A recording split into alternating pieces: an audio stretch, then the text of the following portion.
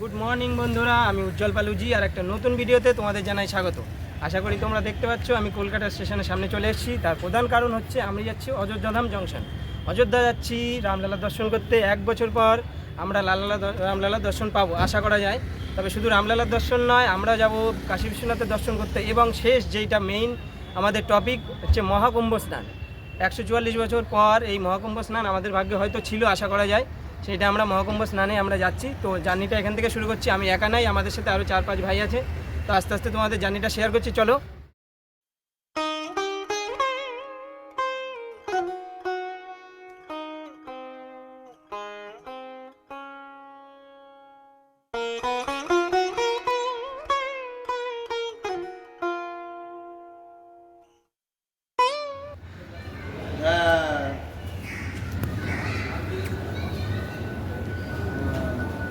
আমাদের দিয়ে দিয়েছে, পিছনে ট্রেন দাঁড়িয়ে আছে ও জম্মু তাওয়া এক্সপ্রেস। তো আমরা তো জম্মু তাওয়ায় যাচ্ছি না, তোমরা জানো। আমরা যাচ্ছি অযোধ্যা ধাম পর্যন্ত।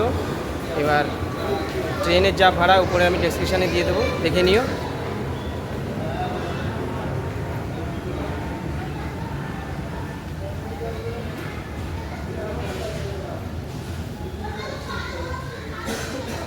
আমি বলেছিলাম যে আমি একা যাচ্ছি না, আমাদের সাথে আরও 4-5 দাদা যাচ্ছে।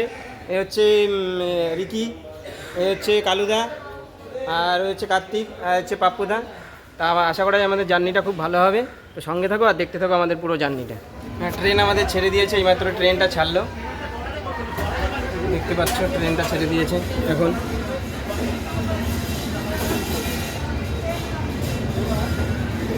ট্রেন স্টেশন থেকে এইমাত্র ছাড়লো। আমাদের এখানে একটা সিট আছে, এখানে একটা সিট, এখানে আপার বাতে একটা সিট, আর এখানে একটা সিট, আর মিডিল বাতে একটা সিট। আমরা যাত্রা শুরু করে দিয়েছি, এই আমাদের মেম্বার সব এখানে এখানে তিনজন, আর এখানে আমার পিছনে একজন। তো চলো যাত্রাটা শুরু করা যাক। সিয়া রামচন্দ্র কি, সিয়া রামচন্দ্র কি, সিয়া রামচন্দ্র কি।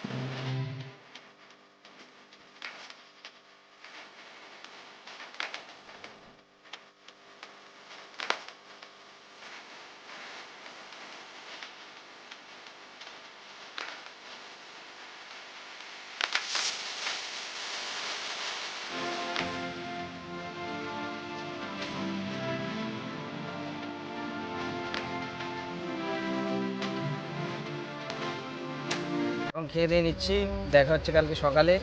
অনেক রাত হয়ে গেছে, ট্রেনের জার্নি আর বেশি দেখাচ্ছি না, দেখা হবে কালকে একদম অযোধ্যা সকালে। তো চলো খেয়ে নিই। তা রিকি ভাই এনেছে বাড়ির থেকে খাবার, এনেছে হচ্ছে রুটি আর আলু ভাজা। তা কেমন লাগছে বাড়ির খাবার? বাড়ির খাবার তো ভালো লাগে, ট্রেনের খাবার থেকে ভালো, তাই তো? আর এদিকে কার্তিক ভাই এনেছে হচ্ছে ডিম, রুটি আর ভাত আর ছোলার ডাল। বাড়ির খাবার কেমন? বাড়ির খাবার তো বাড়ির মতনই লাগে, মার হাতে রান্না না। 6 hours later. গুড মর্নিং, আর একটা নতুন সকালে তোমাদের জানাই স্বাগত। আমরা কলকাতা থেকে অযোধ্যা পর্যন্ত 875 কিলোমিটারের জার্নি শেষ করে চলে এসেছি। ট্রেন ওভারঅল একটু লেট ছিল কুয়াশার জন্য, তাছাড়া সার্ভিস নিয়ে কোনো কথা নেই, সার্ভিস খুব ভালো ছিল। এই আমরা অযোধ্যা স্টেশন এসে নেমেছি, এখন বাজে 7:30, কিন্তু প্রচুর কুয়াশার কারণে কিছু দেখা যাচ্ছে না।